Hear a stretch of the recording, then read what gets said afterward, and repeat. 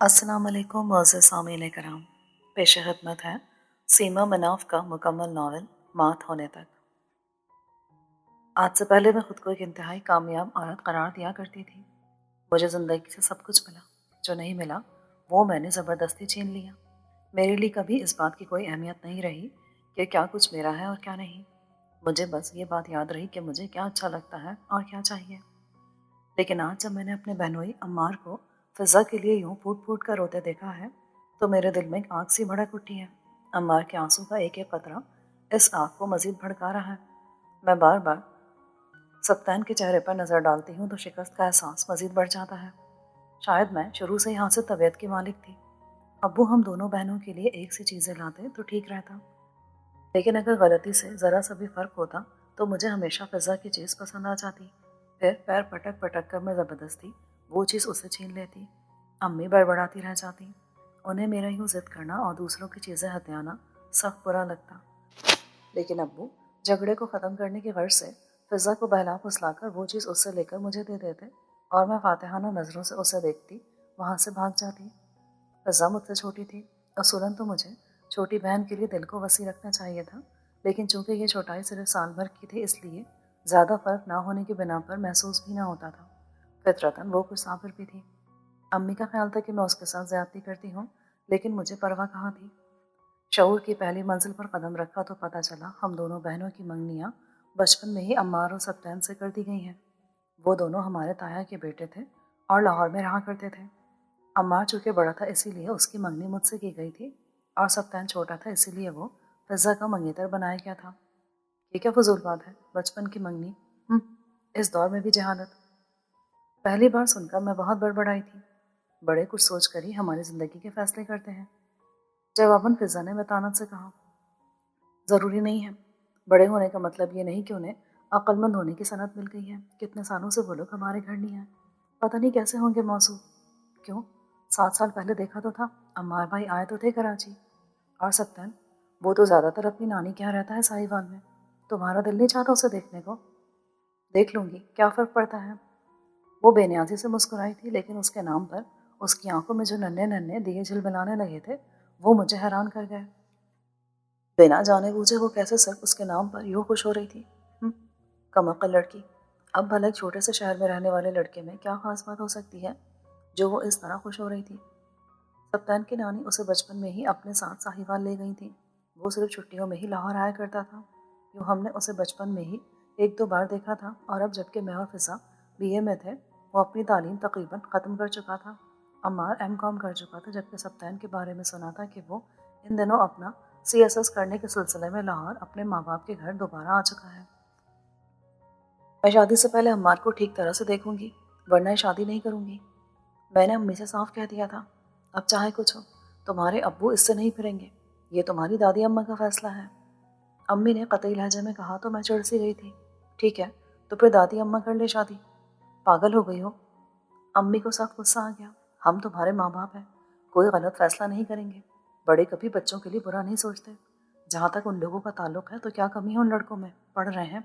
तुम्हारी ताई अम्मी और ताई अब्बू की जोड़ी मिसाली कहलाती है। खाता पीता देखा भाला घराना है, अपना खून है, और क्या चाहिए। अपना खून होने का मतलब ये नहीं कि उनमें हर खूबी हो। मैं कभी बचपन में वहाँ गई थी, अब वहाँ का माहौल कैसा है मुझे क्या मालूम। मैं ये जुआ नहीं खेल सकती।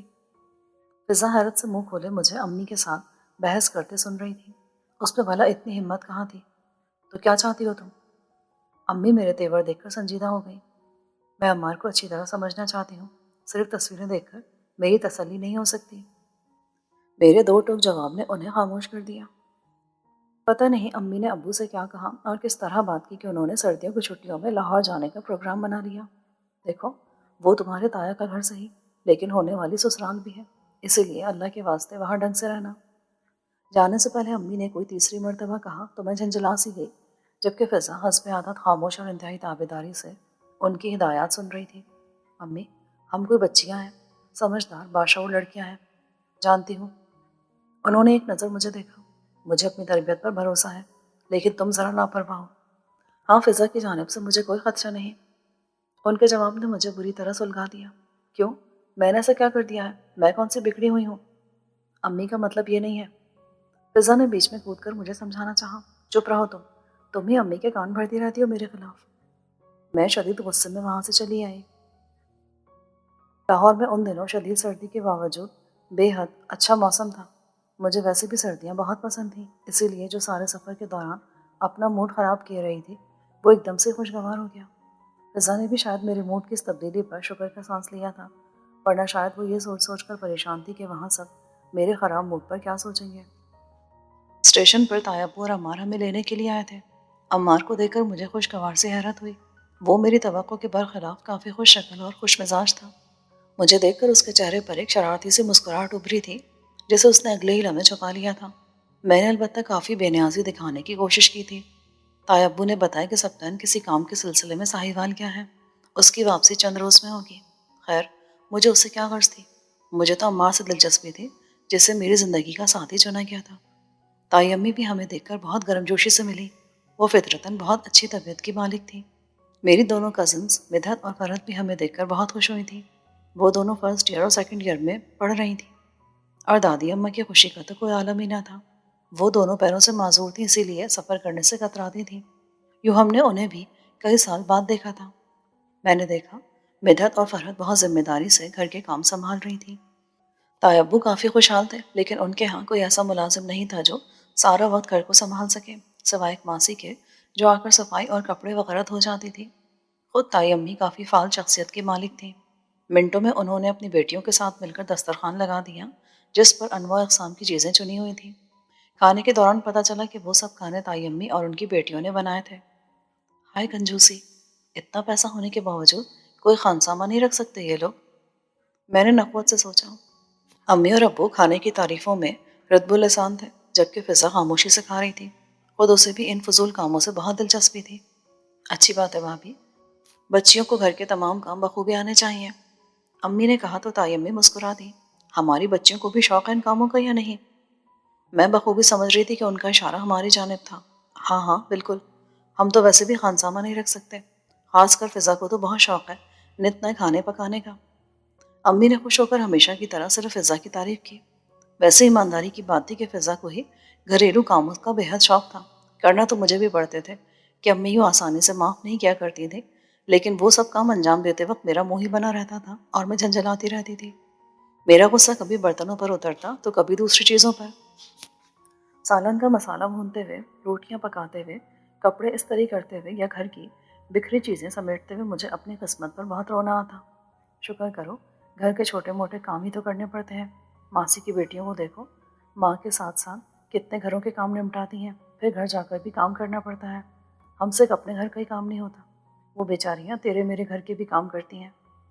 فضا مجھے اکثر سمجھاتی تھی تو وہ ان کا نصیب، ان کی تقدیر ہم نے تو نہیں لکھی نا کہ وہ ادھر ادھر کام کریں، تو پھر اپنے نصیب پر شاکر رہا کرو۔ بہت اچھا ہے ہمارا نصیب، ہزاروں لڑکیوں سے بہتر۔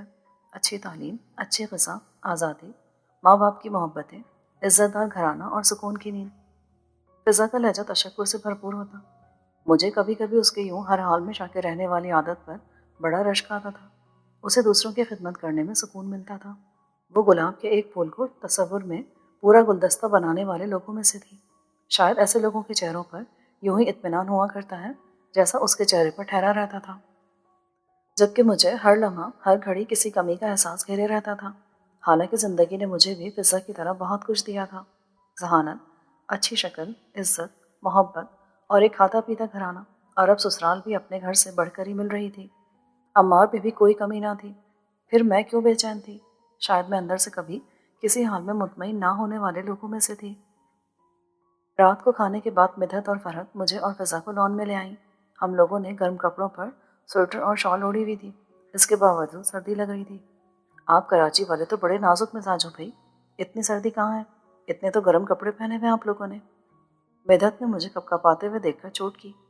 آدھی جو نہیں ہے اتنی سردی کے، کراچی میں تو بمشکل ایک ہفتہ سردی پڑتی ہے، وہ بھی کوئٹہ سے مستعار لے کر۔ فضا نے مسکرا کر نرمی سے کہا، ہاں یہ تو ہے، خیر عادی ہو جائیں گی۔ فرحت کے لہجے میں شوخی تھی، کس سلسلے میں بھائی؟ میں نے انجان بن کر پوچھا۔ اسی وقت عمار بھی وہاں آ گیا۔ بھائی سے پوچھ کر بتاتی ہوں۔ وہ مزید شوق ہونے لگی، رہنے دو، کوئی اور بات کرو۔ میں نے اسے ٹوک دیا۔ آپ کو ہمارا لاہور کیسا لگا؟ عمار نے لان چیئر پر بیٹھتے ہوئے پوچھا۔ ہمارا لاہور؟ میں نے اسے حیرت سے دیکھا. یہ آپ سے کس نے کہا کہ لاہور صرف آپ کا ہے؟ اوہ سوری، ٹھیک کہا آپ نے. کچھ عرصے کے بعد یہ آپ کا بھی ہو جائے گا. میں سٹپٹا گئی. جی نہیں، میرا مطلب تھا کہ ہمارے ملک کا ہر شہر ہمارا بھی ہے. کوئی بات نہیں، میں نے بھی کوئی اور مطلب نہیں لیا. اس نے شرارت سے دونوں بہنوں کی جانب دیکھا جو بھائی کی شوخی کو خوب انجوائے کری تھی. آپ انتہائی فضول آدمی ہیں. میں جھنجھلا کر صرف یہی کہہ سکی. بری بات ہے فائزہ. فضا نے ٹوکا. کہنے دو فضا، ہم تو بس ایسے ہی ہیں جیسے بھی ہیں. عمار کی آنکھوں میں انوکھی سی چمک تھی جسے دیکھ کر خواہ مخواہ میری آنکھیں جھک جاتی تھیں. میں اندر جا رہی ہوں، مجھے سردی لگ رہی ہے. میں اٹھ کر اندر چلی گئی. ابو کا گھر آنا، یہاں کا ماحول، خاص کر عمار، مجھے سب کچھ پسند آیا تھا. اور میں جو کراچی سے بہت سے خدشے لے کر چلی تھی کافی مطمئن ہو چکی تھی. امی نے بھی میرے رویے سے اندازہ لگا لیا تھا کہ اب میں اس رشتے سے ناخوش نہیں ہوں، اسی لیے وہ بھی مطمئن ہو کر مگن ہو گئی تھی. البتہ فضا نے کافی صاف لفظوں میں مجھ سے پوچھا تھا، فائزہ تمہیں عمار بھائی کیسے لگے؟ ٹھیک ہے. میں نے لاپرواہ بننے کے لیے کافی کوشش کی تھی. خالی ٹھیک؟ وہ چیخ پڑی. اتنے اچھے تو ہیں، تعلیم یافتہ، زندہ دل، خوش شکل، ہینڈسم آدمی، اور تم کہہ رہی ہو کہ ٹھیک ہے.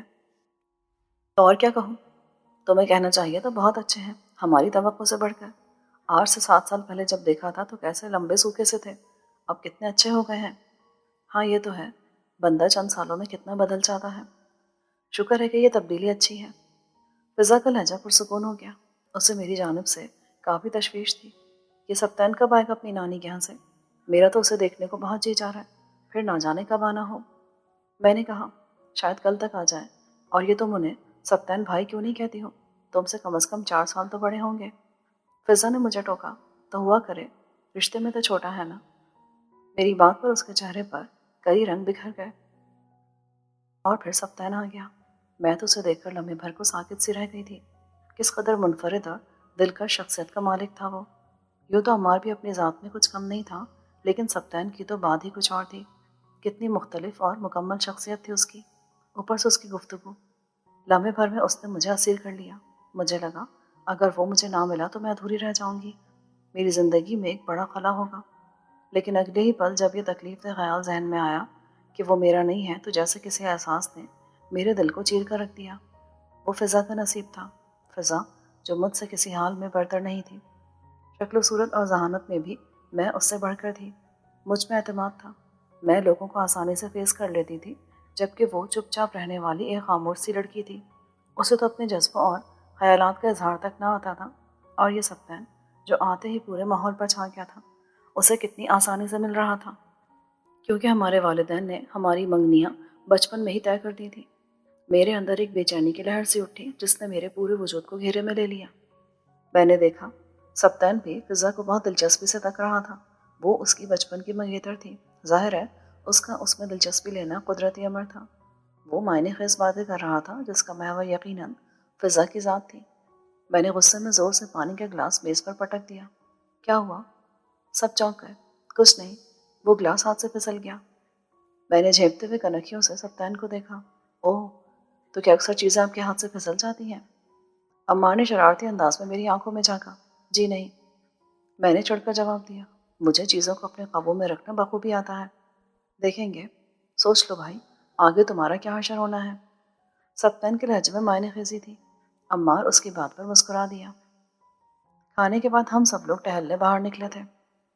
حالانکہ تائی امی اور امی ہمیں روکتی رہ گئیں کہ باہر اس وقت بہت سردی ہوگی، لیکن ہم سب نے ان کی ایک نہ سنی. میں نے محسوس کیا کہ فضا سبتین سے کافی جھجک رہی تھی، اسی لیے زیادہ تر مدحت اور فرحت سے باتوں میں مصروف تھی، جبکہ سبتین کی پوری کوشش تھی کہ فضا اس کی باتوں پر کچھ کہے. سبتین، میں نے اسے مخاطب کیا، آپ کے اور کیا کیا مشاغل ہیں؟ پڑھائی اور بس کچھ کرکٹ وغیرہ کھیل لیتا ہوں. میں جان بوجھ کر آہستہ چلنے لگی تھی تاکہ ہم دونوں سب سے پیچھے رہ جائیں. یوں بھی وہ میری بہن کا منگیتر تھا، اس سے باتیں کرنے پر کوئی غلط کیا سوچ سکتا تھا. اتنے سال ہوئے آپ کبھی کراچی ہی نہیں آئے، حالانکہ وہاں آپ کے اپنے چچا کا گھر ہے. میں نے شکایتاً کہا تو وہ مسکرا دیا. دراصل پڑھائی ہمیشہ میری اولین ترجیح رہی. میں شروع سے ہی اپنی نانی کے پاس رہا ہوں. میرے ماموں نے مجھے گود لے لیا تھا. بعد میں حالانکہ ان کے اپنے بھی 3 بچے ہوئے، لیکن انہوں نے مجھے اپنے بڑے بیٹے جیسا ہی پیار دیا ہے. چھٹیوں میں لاہور آتا تھا تو امی ابو کے پاس رہنا اچھا لگتا تھا، نہ کہ ادھر ادھر کہیں جا کر اس وقت کو ضائع کروں جو میرے نصیب میں کمی آیا تھا. اور اب بھی میرے CSS کے امتحانات ہونے والے ہیں، سر اٹھانے کی فرصت نہیں ملتی۔ اوہ، پھر تو ہم لوگوں نے یہاں کر آپ کو ڈسٹرب کیا۔ ارے نہیں، ایسی کوئی بات نہیں، چلیں جو کام میں نہ کر سکا وہ آپ لوگوں نے کر دیا۔ اس کی نظریں پھر سے ترچھی ہو کر فضا کی طرف جم گئیں۔ غصے کی ایک تیز لہر میرے اندر سے اٹھی۔ آپ اس رشتے سے خوش ہیں؟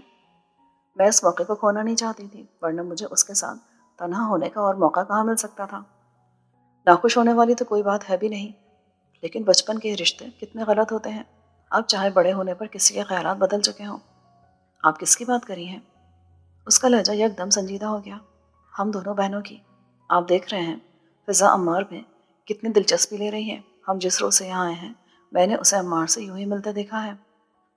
سبتین نے ایک نظر فضا پر ڈالی۔ وہ واقعی اس وقت بھی عمار سے خوب گھل مل کر باتیں کر رہی تھی، جبکہ خود سبتین سے بالکل بھی نہیں بولی تھی، اور اس کے اس رویے کو وہ اس کی شرم سمجھ رہا تھا، اور شاید یہ سچ بھی تھا، لیکن میں نے اسے کتنا غلط رنگ دیا تھا۔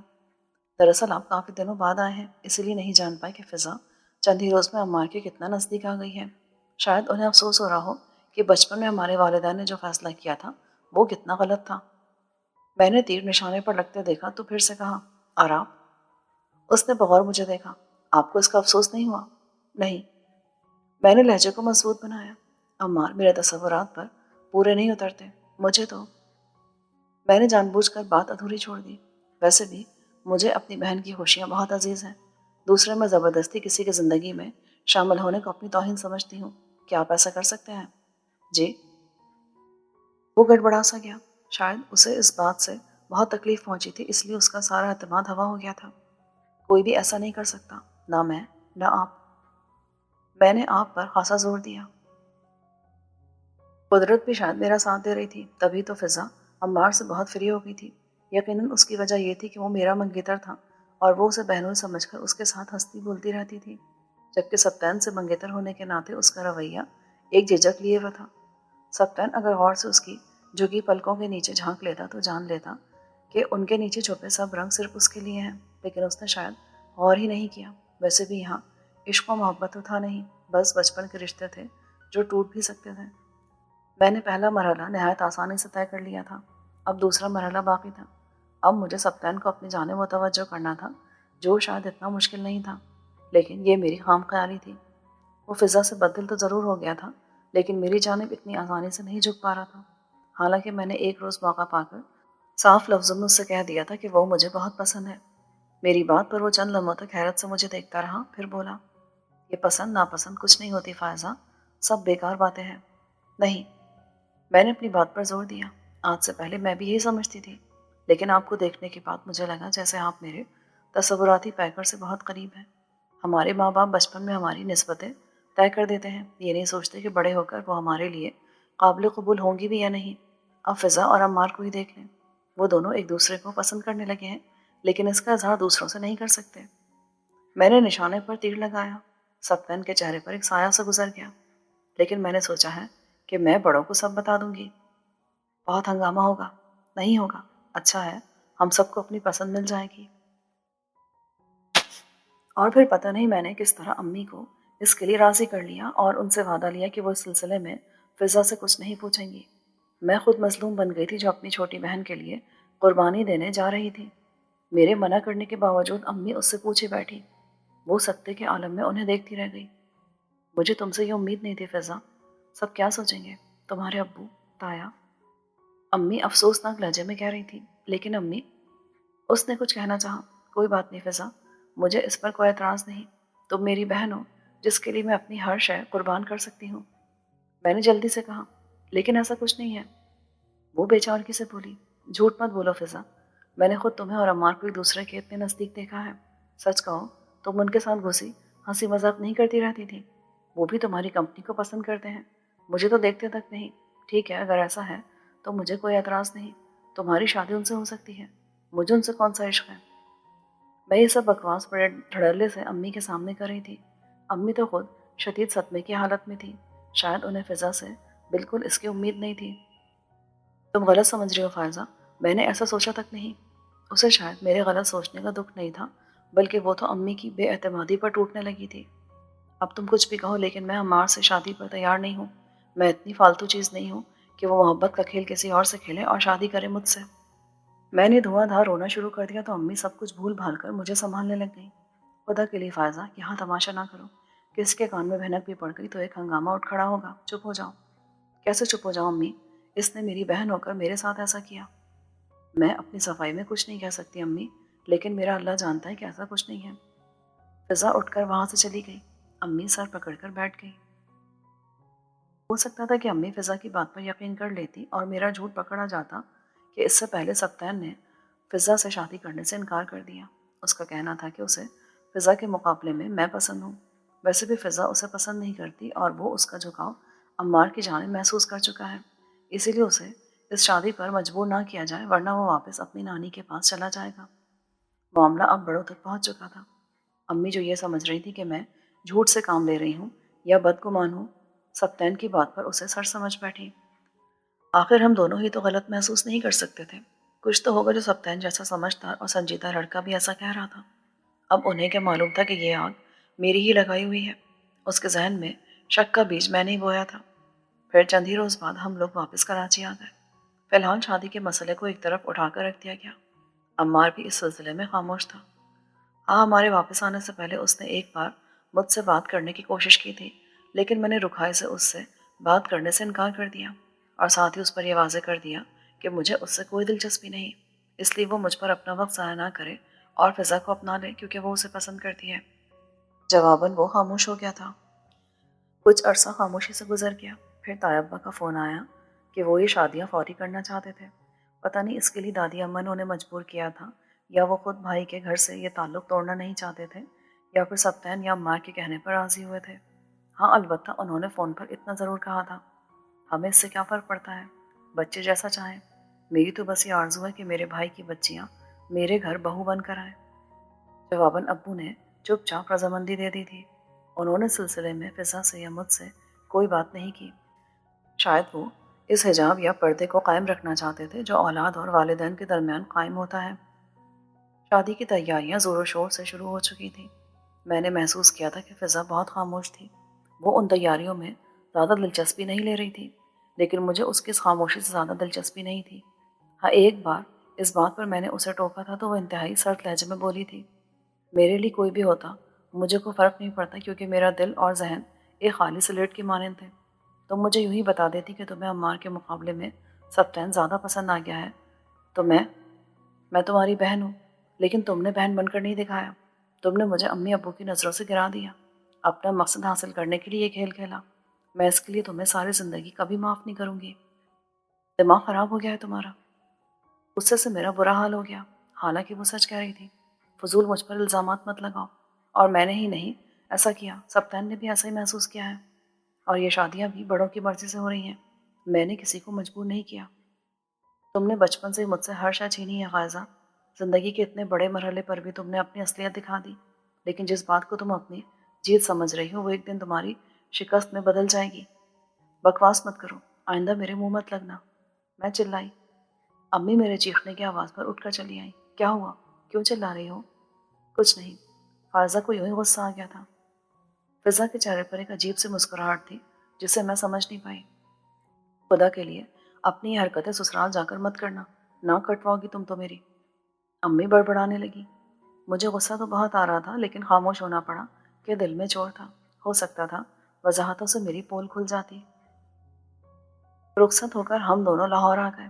میں نے محسوس کیا سبطین کچھ بجھا بجھا سا تھا جبکہ عمار مستقل چہک رہا تھا۔ بار بار فضا کو جھک جھک کر دیکھنا، معنی خیز جملے، چہرے کی مسکراہٹ اور آنکھوں کی شوخی یہ بتا رہی تھی کہ وہ بہت خوش ہے، جبکہ اس کے مقابلے میں سبطین انتہائی خاموش ساری رسمیں ہوتے دیکھ رہا تھا۔ جو ہی گھر کے بزرگ وہاں سے اٹھے، عمار بھی اٹھ کھڑا ہوا۔ بھائی، میں تو بہت تھک گیا ہوں، اب آرام کرنا چاہتا ہوں۔ ہاں ہاں، ضرور جائیے، ہم تو بھی بھابھی کے ساتھ کچھ باتیں کریں گے۔ اس کے کسی کزن نے کہا، یہ کہاں کا انصاف ہے؟ وہ باقاعدہ دہائی دینے لگا۔ فضا نے گردن جھکا لی تھی۔ میں نے کنکھیوں سے سبطین کی طرف دیکھا، شاید وہ بھی ایسے ہی بےتابی دکھائے، لیکن وہ تو انتہائی بیزار شکل بنائے بیٹھا تھا جیسے اسے وہاں زبردستی بٹھایا گیا ہو۔ میرے دل میں عجیب بھوک سے اٹھتی کہ کہیں ایسا تو نہیں کہ اس کے دل میں۔ اس سے آگے مجھ سے کچھ سوچا نہیں گیا۔ کچھ دیر بعد جب ہمیں اپنے اپنے کمروں میں پہنچا دیا گیا تو وہ چلا آیا۔ انتہائی بیزاری سے اس نے گلے میں پڑے ہوئے ہار اتار کر صوفے پر پھینکے پھر شیروانی کے بٹن کھولنے لگا۔ اس دوران اس نے مجھ سے کوئی بات نہیں کی تھی۔ میری کمر اور گردن بری طرح دکھ رہی تھی، لیکن سبطین کو پا لینے کی خوشی ہر تھکن پر غالب آ گئی تھی۔ تم بھی کپڑے تبدیل کر کے ایزی ہو جاؤ، یوں کب تک بیٹھی رہو گی؟ اس کی خشک آواز کمرے میں گونجی تو میں چونک گئی۔ نہ اس نے مجھ پر کوئی نظر ڈالی تھی، نہ ہی پاس آ کر بیٹھا تھا، بس وہیں پڑے صوفے پر گرنے کے سے انداز میں بیٹھ گیا تھا۔ مجھے بہت توہین کا احساس ہوا۔ کیا ہوا؟ آپ کی طبیعت ٹھیک نہیں ہے؟ مجھے پوچھنا ہی پڑا۔ میں ٹھیک ہوں، بس تھک گیا ہوں۔ یہ فضول رسمیں انسان کو کتنا تھکا دیتی ہیں۔ میں نے کہنا چاہا، یہی رسمیں تو ان شادی بیاہ کی تقریبات کا حسن ہے، لیکن جانے کیا سوچ کر خاموش رہی۔ اور جب میں لباس تبدیل کر کے فریش ہو کر واپس آئی تو ایک لمحے کے لیے ساکت رہ گئی۔ وہ صوفے پر ہی لیٹے لیٹے سو چکا تھا، اور اس کی مجھ میں دلچسپی کی حد ظاہر ہو رہی تھی۔ دوسری صبح جب میں نے فضا کو دیکھا تو حیران رہ گئی۔ ایک ہی رات میں وہ کیا سے کیا ہو گئی تھی۔ اس کی جھکی پلکیں، گالوں سے پھوٹتی شفق اور ہونٹوں کے کناروں میں چھپی نرم نرم سی خوبصورت مسکراہٹ اسے کس قدر حسین بنا رہی تھی۔ یقیناً یہ اس کے شوہر کی محبت تھی جو اس کے پورے وجود سے لپٹ گئی تھی۔ جیون ساتھی کا پیار ہر لڑکی کے روپ کو یوں ہی نیا اور اچھوتا رنگ دیا کرتا ہے۔ اور میں نے اپنے اندر جھانکا۔ یہاں سے وہاں تک خاموشی تھی۔ پیار، وارفتگی، محبت، کچھ بھی تو نہیں تھا۔ کیا میں کچھ غلط کر بیٹھی ہوں؟ میں نے ایک لمحے کو سوچا، لیکن دوسرے لمحے سبطین کے بے اندازہ خوبصورت وجود کو دیکھ کر میں سب کچھ بھول گئی۔ سفید کاٹن کے کلف لگے شلوار قمیض میں اس کی شخصیت پورے ماحول پر حاوی تھی۔ عمار نے بھی ایسا ہی لباس پہنا ہوا تھا، لیکن وہ اس کے سامنے کیسا دبا ہوا محسوس ہوتا تھا۔ ہاں، اگر اسے الگ سے دیکھا جاتا تو وہ بھی کچھ کم نہ تھا، لیکن سبطین کے آگے وہاں آ کر تو سب کچھ ختم ہو جاتا تھا۔ پھر میں نے دیکھا، فضا کے پاس بیٹھے عمار نے انتہائی خاموشی سے اس کے آنچل کے نیچے چھپے اس کے ہاتھ کو تھام لیا، یوں کہ کسی کو احساس تک نہ ہوا۔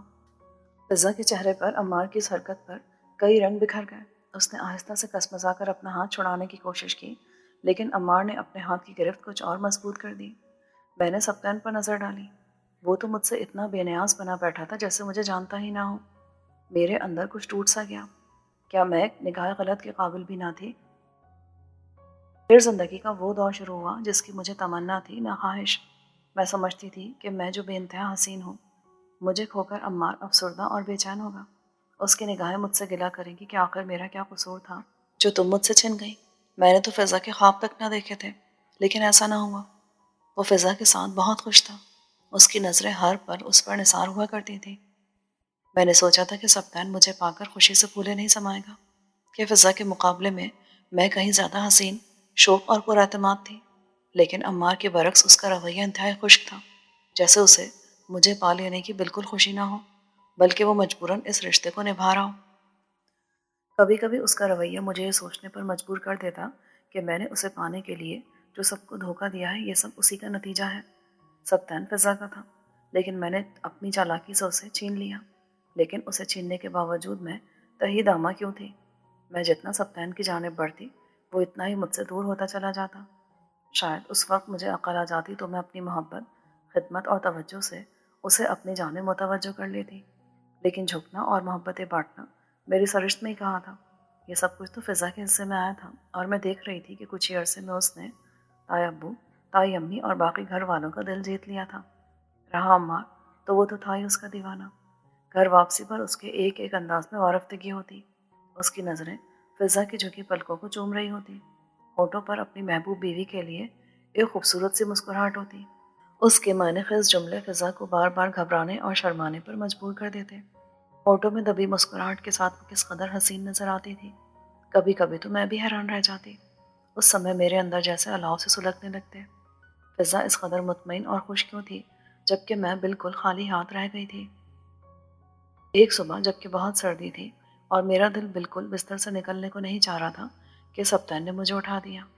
اسے اپنے اتنے نزدیک پا کر میرا دل بری طرح دھڑکنے لگا۔ جی، کیا بات ہے سبطین؟ میں فوراً گھبرا کر اٹھ بیٹھی۔ اٹھو، کچن میں جا کر ناشتہ وغیرہ دیکھو۔ فضا کی طبیعت ٹھیک نہیں ہے کچھ، اسی لیے امی اکیلی لگی ہوئی ہے۔ تمہیں تو خیر کبھی احساس ہی نہیں ہوا کہ تم پر بھی کچھ ذمہ داریاں ہیں۔ اس کا لہجہ تلخی لیے ہوا تھا۔ میں سلگ کر رہ گئی۔ پہلی بار میں نے آنکھ کھلتے اسے اپنے اتنے نزدیک پایا تھا، اور میرے دل خوش فہم نے جانے کیا امیدیں باندھ لی تھی۔ لیکن کیا ہوا فضا کو؟ کل رات تک تو ٹھیک ٹھاک تھی۔ صبح صبح آپ کو اس کی طبیعت کی خرابی کی اطلاعات کس سے مل گئی؟ میں نے چڑھ کر کہا تو اس کے چہرے پر ناگواری کے تاثرات پھیل گئے۔ میں فضول باتوں کا عادی نہیں ہوں۔ آپ اٹھے اور فوراً اور امی کے جا کر ہاتھ بٹائے۔ وہ حتمی انداز میں کہہ کر واپس مڑ گیا۔ میرا چیخ چیخ کر رونے کو جی چاہنے لگا۔ آخر مجھ سے وہ اس قدر بیزار کیوں رہتا تھا؟ اس کا ہر انداز، ہر رویہ مجھے اس بات کا شدت سے احساس دلاتا تھا کہ اسے میری قطعی پرواہ نہیں ہے۔ لیکن میں کیا کر سکتی تھی؟ میں جلتی کرتی اٹھی اور منہ ہاتھ وغیرہ دھو کر کچن میں چلی آئی، جہاں تائی امی ناشتے کے بکھیڑوں میں الجھی ہوئی تھی۔ مجھے معلوم تھا کہ فضا صبح سویرے اٹھ کر ان کا ہاتھ بٹانے لگتی تھی، اور اسی نے مدحت اور فرحت کو صبح ہی صبح کچن میں آنے سے منع کر دیا تھا کہ وہ لوگ اپنے کالج کی تیاری کیا کریں۔ البتہ شام میں وہ گھر اور کچن کے کافی کام دیکھ لیا کرتی تھی۔ میں بھی دن میں کوئی ایک آدھ کام نمٹا دیا کرتی تھی، جو شاید اس گھر پر میرا احسان تھا۔ لیکن صبح ہی صبح اتنی سردی میں بستر سے نکلنا میرے لیے بہت مشکل کام تھا، اور میں صبح اتنی جلدی اٹھنے کی زحمت قطعی نہیں کرتی تھی۔ تائی امی مجھے دیکھ کر کچھ بولی نہیں، لیکن ان کے رویے سے صاف لگ رہا تھا کہ گھر کے کاموں سے میری اتنی بے نیازی انہیں اب کھلنے لگی ہے۔ میں نے بھی انہیں لفٹ نہیں کرائی اور چہرے پر ناگواری کے تاثرات قائم رکھے، ورنہ ہو سکتا تھا کہ وہ سارے کام ہمیشہ کے لیے میرے سر پر آن پڑتے۔ تم میز لگا لو، میں نے سب کچھ تیار کر دیا ہے۔ پتہ نہیں وہ مجھے جتا رہی تھی یا یوں ہی کہہ رہی تھی۔ میں نے کسی شرمندگی کا اظہار تک کرنا مناسب نہیں سمجھا اور کھانے کی میز سیٹ کرنے لگی۔ ناشتے کی میز پر پتہ چلا کہ فضا کو کافی تیز بخار ہے اور وہ بخار میں دھت سو رہی تھی۔ میں نے محسوس کیا ہر شخص کو اسی کی فکر تھی۔ تائی ابو عمار کو اس کا خیال رکھنے اور کسی اچھے ڈاکٹر کو بلانے کی تاکید کر رہے تھے۔ جی ابو، ابھی لے کر آتا ہوں۔ اس وقت تو بخار کم ہے، 101۔ شکر ہے اللہ کا، میں تو ڈر ہی گئی تھی۔ صبح تو 103 سے بھی اوپر بخار تھا۔ میں نے چیک کیا تھا، بچی کا چہرہ رات بھر کے بخار میں اتر گیا ہے۔ تائی اماں نے بھی کہا، اس کے لیے پرہیزی کھانا، کچھ سوپ دلیا وغیرہ تیار کر لینا۔ تائی ابو نے انہیں ہدایت کی تو وہ بولی، آپ بے فکر رہیں، میری اپنی بچی ہے، ہمارا سب کا اس قدر خیال رکھتی ہے۔ مجھے لگا وہ پھر مجھے جتا رہی ہے۔ مجھے چڑ سی ہونے لگی، یعنی میں ہی بے خبر رہی اور اس نے یہاں آتے ہی اپنی خدمتوں سے مقبولیت کے جھنڈے گاڑ دیے تھے۔ وہ جلدی ٹھیک ہو گئی، لیکن اس دوران ہر شخص کی توجہ، محبت اور ہمدردی نے اسے سرشار کر دیا تھا۔ چہرے پر نقاہت تھی، لیکن آنکھوں میں یوں ہر ایک کی محبت پا کر ایک خاص چمک تھی جو اس کے چہرے پر ٹھہر گئی تھی۔ وہ میری سکی بہن تھی، لیکن مجھے اس سے قطعی کوئی محبت یا لگاؤ نہیں تھا۔ شاید اس کی لوگوں میں حد درجے مقبولیت نے مجھے اس سے جالس کر دیا تھا۔ میں اس سے چڑھنے لگی تھی، حالانکہ وہ میرے نزدیک آنے کی کوشش کرتی تھی، میری غلطیوں کو سدھارنے کی نصیحتیں کرتی تھی۔ وہ چاہتی تھی کہ لوگ مجھے بھی پسند کریں، مجھ سے محبت کریں، لیکن جب میں ہی ایسا نہیں چاہتی تھی تو بھلا وہ کیا کر سکتی تھی؟ مجھے معلوم تھا کہ عمار کی محبت اور توجہ پا کر وہ خوش اور مطمئن ہے۔ اس کے باوجود مجھے پسند نہیں تھا کہ وہ سبطین سے بے تکلف ہو یا اس سے کوئی بات کرے۔ خود سبطین بھی اس سے کھچا کھچا سا رہتا تھا۔ حالانکہ ان کے درمیان دیور بھابھی کا رشتہ تھا، لیکن وہ دونوں ایک دوسرے سے کوئی غیر ضروری بات نہیں کرتے تھے۔ اس کی وجہ خود سبطین اور میرا رویہ تھا، جبکہ میں خود عمار سے ہنسی مذاق بھی کر لیا کرتی تھی۔ مدحت اور فرحت بھی میری نسبت فضا کے زیادہ نزدیک تھی اور اپنا ہر مسئلہ اس سے شیئر کرتی تھی، اور میں اس پر سوائے کرنے کے اور کیا کر سکتی تھی؟ اس روز ہم سب کسی عزیز کی شادی میں جا رہے تھے۔ تائی امی نے ہم دونوں کو خاص طور پر ہدایت کی تھی کہ ہم اچھی طرح تیار ہوں، کیونکہ وہاں بہت سے لوگوں نے ہمیں شادی کے بعد نہیں دیکھا تھا۔ میں تیار ہو کر لانچ میں آئی تو سوائے فضا کے وہاں سبھی موجود تھے۔ میں نے گہرے عنابی رنگ کا بے حد اسٹائلش سا سوٹ پہنا ہوا تھا، اور میرا خیال تھا کہ مجھے دیکھتے ہی سب کے ہوش اڑ جائیں گے۔ خاص کر عمار تو مجھے دیکھ کر ضرور سوچے گا کہ اتنی حسین لڑکی اس کے نصیب میں نہیں تھی۔ لیکن عمار تو عمار، سبطین بھی مجھے دیکھ کر نہیں چونکا۔ دونوں بھائی جانے کس بحث میں الجھے ہوئے تھے۔ میری چلاہٹ بڑھ گئی۔ میری خوبصورتی اتنی بے وقت نہ تھی، نہ ہی میرا روپ یوں نظر انداز کیے جانے کے قابل تھا۔ یہ فضا تیار نہیں ہوئی ابھی تک، بہت دیر لگاتی ہے یہ لڑکی۔ میں نے سب کو متوجہ کرنے کے لیے خواہ اپنے دوپٹے کو پھر سے ٹھیک کیا۔ وہ کچھ دیر پہلے ہی تیار ہونے گئی ہے۔ چائے کی تیاری، پھر سب کے کپڑے استری کرنے میں دیر ہو گئی اسے۔ تائی امی نے جھٹ سے اس کی حمایت لی۔ کیوں؟ چائے یہ مدحت اور فرحت نہیں بنا سکتی تھی؟ میں نے تیوری چڑھا کر کہا تو تائی اماں کے ماتھے پر بل آ گئے۔ آج چھٹی تھی، صبح کا ناشتہ اور دوپہر کا کھانا وغیرہ انہوں نے ہی دیکھا تھا۔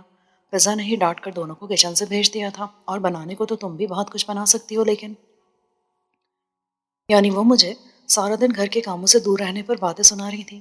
میرا موڈ یکدم آف ہو گیا، لیکن تائبو کے سامنے انہیں جواب دینا میں نے ٹھیک نہیں سمجھا اور خاموش رہی۔ اسی وقت فضا اوپر سے برآمد ہوئی۔ ہائے بھابھی، کتنی پیاری لگ رہی ہیں آپ۔ مدحت تو جیسے چیخی پڑی تھی۔ گرے اور بلیک کلر کے خوبصورت سے سوٹ میں بالوں اور ہاتھوں میں موتی کی کلیاں پہنے وہ واقعی بہت اچھی لگ رہی تھی، لیکن میرا خیال تھا کہ میرے حسن کے آگے اس کی یہ عام سی خوبصورتی کچھ بھی نہیں تھی۔ اسی وقت میں نے ایک عجیب سا نظارہ دیکھا۔ عمار کے ساتھ ساتھ سبتین نے بھی چونک کر سر اٹھایا، فضا پر ایک نظر ڈالی اور ادھر ادھر دیکھنے لگا۔ اس کے چہرے پر پتہ نہیں وہ کیا تھا، شاید نارسائی، کچھ کھو دینے کا احساس۔ میرے پورے وجود میں جیسے آگ سی بھر گئی۔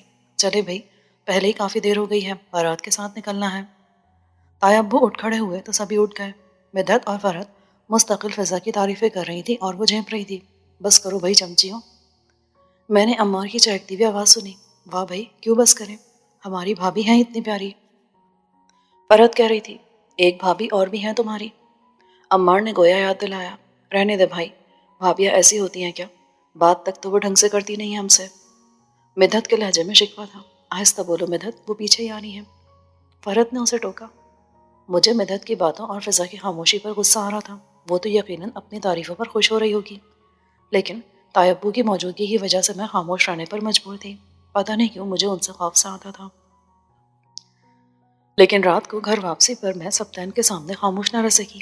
کیا بات ہے، ابھی تک بھولے نہیں آپ اپنی پرانی محبت کو؟ کون، کس کی بات کر رہے ہو؟ وہ بری طرح چونکا۔ فضا کی، اور کس کی؟ میں نے تڑپ کر کہا تو اس کے چہرے پر حیرت پھیل گئی۔ دماغ ٹھیک ہے تمہارا؟ ٹھیک ہوتا تو آپ سے شادی کرتی۔ آپ تو آج تک اپنی شکست کو بھولے نہیں ہیں۔ فضا کی محبت آج بھی آپ کے دل میں چھپی ہوئی ہے۔ فائزہ، وہ چلایا۔ آگے مزید ایک لفظ بھی کہا تو مجھ سے برا کوئی نہیں ہوگا۔ چیخ کر مجھے ڈرانے کی ضرورت نہیں ہے، میں نے خود دیکھا ہے۔ اسے دیکھ کر آپ کے چہرے پر جو خوشی بکھرتی ہے، پھر میرے ساتھ آپ کا رویہ، کوئی اندھا بھی بتا سکتا ہے کہ آپ کو مجھ میں کتنی دلچسپی ہے۔ میرے ساتھ آپ کا رویہ کتنا بے جان اور روکھا ہے۔ فضا اور عمار کو دیکھا ہے، وہ کس طرح ہنستے بولتے ہیں۔ عمار فضا کا کس طرح خیال رکھتا ہے، کیسے نثار ہوتا ہے، اور ایک آپ ہے۔ شاید میری آواز میں افسردگی کھل گئی تھی، اور شاید پہلی ہی بار سبتین کو بھی اپنے رویے کا احساس ہوا۔ سوری فائزہ، میں فطرتاً سنجیدہ مزاج ہوں، جبکہ عمار شوق طبیعت کا ہے، اس لیے تمہیں ایسا محسوس ہوا۔ سبتین، پلیز آج مجھے بتاؤ، کیا میں اتنی بری ہوں؟ اس کے رویے میں تھوڑا سا جھکاؤ پا کر میں ہمت کر کے اس کے نزدیک چلی آئی۔ میری بات پر وہ کچھ دیر تک مجھے دیکھتا رہا، پھر ایک عجیب سی مسکراہٹ اس کے چہرے پر اتر آئی۔ نہیں، تم بری نہیں ہو، بلکہ میں ہی تمہارے قابل نہیں ہوں۔ نہیں، غلط، تم میری آنکھوں سے خود کو دیکھو۔ میں تو پہلی مرتبہ تمہیں دیکھ کر اپنے ہوش و حواس کھو بیٹھی تھی۔ میں نے اعتراف کیا تو ہنسنے لگا۔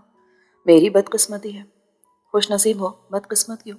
جس لڑکی کی ایک نظر کرم کا زمانہ منتظر رہا کرتا تھا، وہ تمہاری اسیر ہو گئی۔ میرے لہجے میں یقیناً غرور اتر آیا تھا۔ وہ جانے میرے چہرے پر کیا کھوج رہا تھا، پھر ایک ٹھنڈی سی سانس لے کر رہ گیا۔ اس دن کے بعد سبتین کا رویہ میرے ساتھ کافی حد تک بدل گیا تھا۔ پھر جب چند روز بعد اس کی پوسٹنگ بہاولپور ہو گئی تو میں سب کچھ چھوڑ چھاڑ اس کے ساتھ بہاولپور چلی آئی۔ مجھے سب سے زیادہ خوشی اس بات کی تھی کہ اب وہ مکمل میرے اختیار میں تھا۔ اس کے ارد گرد لوگوں کا جمگٹا نہیں تھا۔ پتہ نہیں مجھے کیوں ایک اطمینان سا ہو گیا تھا۔ فضا بھی تو یہاں نہیں تھی، وہ فضا جو لوگوں کو اپنا بنانے میں ماہر تھی۔ یہاں چھوٹے سے شہر میں ڈپٹی کمشنر صاحب کی بیگم کو ہر شخص عزت دیتا تھا، اس کا اپنا ایک نشہ تھا۔ مجھے اب کسی کی پرواہ نہیں تھی۔ گھر کے کاموں کے لیے نوکر، آرام و سکون، عزت، شہرت، ہر شے میرے پاس تھی، کوئی روک ٹوک نہیں تھے۔